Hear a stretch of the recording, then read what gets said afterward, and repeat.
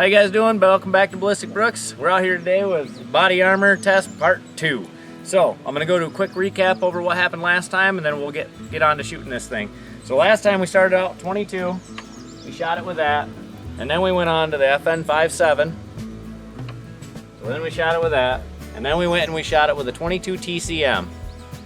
So those are the three calibers, minus the 9mm. Everybody knows what a 9mm looks like, so we're not even gonna waste our time with one of those. But today I brought out a couple different ones. So I brought out a revolver that shoots 17 HMR. That's a little 15 grain hollow point. It's moving about 2,300 foot per second out of a rifle, so we'll see if that does anything for it today. And then I also brought out the 17B mag. This is a 17 caliber rimfire cartridge that's moving over 3,300 foot per second. So we'll see if that does anything, because we all know that, honestly, if you want to beat body armor, you need to beat it with speed. Something small, something fast, goes right through it. And I also brought out 22-250. This is a 50 grain projectile, Hornady, moving at about almost 4,000 foot per second. So I got a really good feeling that this is gonna go right through everything. And then, to top off the video, I kinda had to bring her out today. I brought Carla out, and we're gonna shoot it with a 50 BMG. We're gonna hit it with a 750 grain Hornady AMAX round, and that should definitely take care of this body armor for us today. So stick around, we'll see how it goes. So we're gonna start out with a 17 HMR, the 15 grain, moving 2,300 foot per second. It's a pretty nasty looking bullet too. Kind of curious to see what this does. I don't think it's gonna go through, but it's got a little bit better chance due to the fact that it's so small and so fast. So let's see how it does.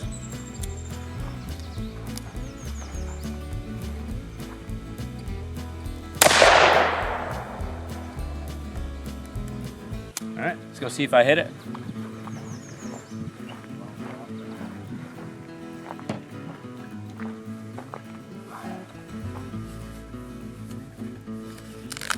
Yeah, we might not even see anything that this thing does.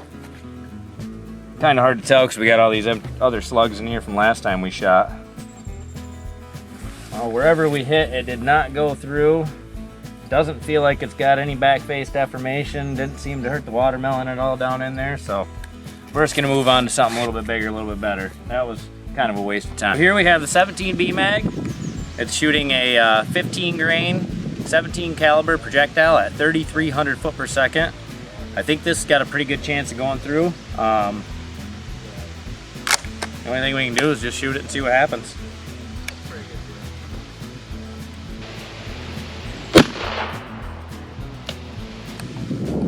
Alright, we're clear.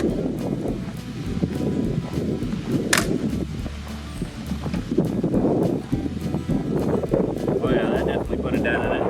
Didn't go through though. Not go through. Put a nice bulge in that plate, but yeah. Oh, if you can see that it seems like it went through, but let's check that panel in the back. Let's see if it, yep, it did. It went through that plate and stopped in the soft Kevlar behind it. So it caught that bullet inside of there. So that bullet was able to pass through this. That's pretty neat. All right, let's step it up to something bigger and see if we can go through everything.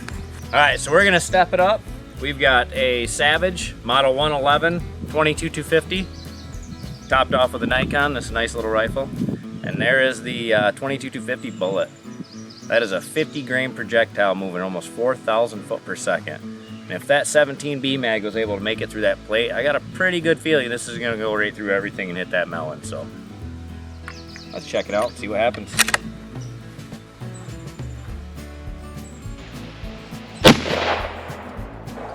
Oh yeah, that definitely did some damage. Let's go take a look at that.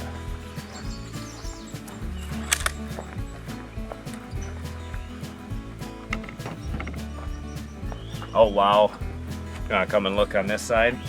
It blew right through everything. Yeah, that was devastating. Yeah, it just missed the top of that melon, just scraped it, but if you come around the back side, you can see right where it went right through that second panel. So there it is, guys.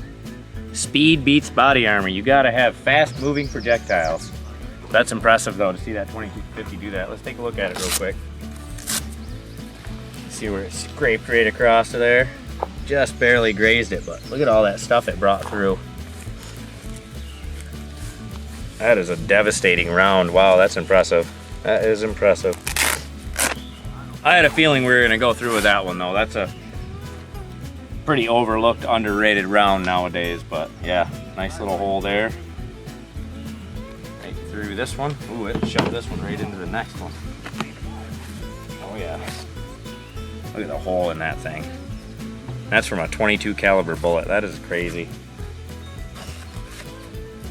All right, well, now that we know we can make it through it, let's have a little bit of fun with it. I'm gonna introduce you guys to Carla, my 50 BMG. So come on, let's go take a look at her.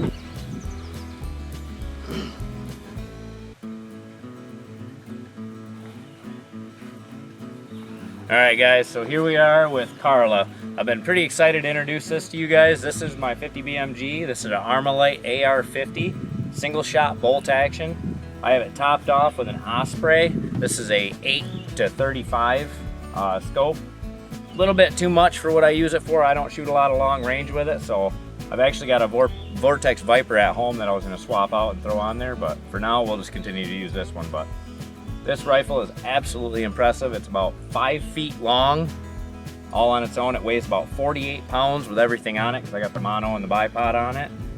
The tank brake on this thing, this muzzle brake, if you can see how big that is, it's just huge. I mean, the size of that thing on here. But this thing has very little recoil due to the fact that it's got such a massive brake on it. But we're gonna see what this will do to that body armor now. I got a pretty good idea it's gonna make it go bye-bye, but I'd like you guys to see it anyways. We're gonna start out, I'm gonna hit it with an armor piercing round with a flash to it. I think that's how I can say it properly, legally, for YouTube. It's just an armor piercing round, nothing fancy. So let's see what this does to it.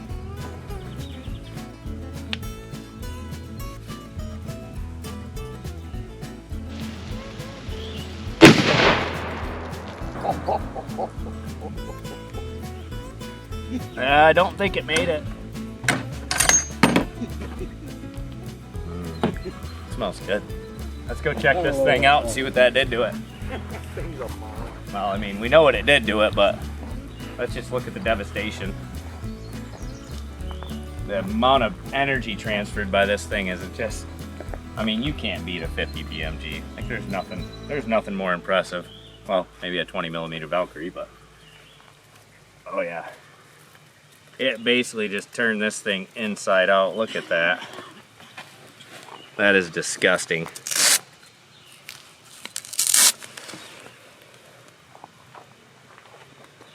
The flashy part of that, I think, really just ignited when it went inside of here. You got, looks like parts of it hit here. Looks like the main projectile came out right there. Must be the armor piercing core. But it just blew this thing apart. I mean, little bits through everything. It stuffed this one right through the other one. It's gonna be hard to get apart, guys. Look at that. That is cool. That is cool. Look at the holes in this thing. My goodness. I don't even need to unzip it to take the panel out now. I can just rip it right out.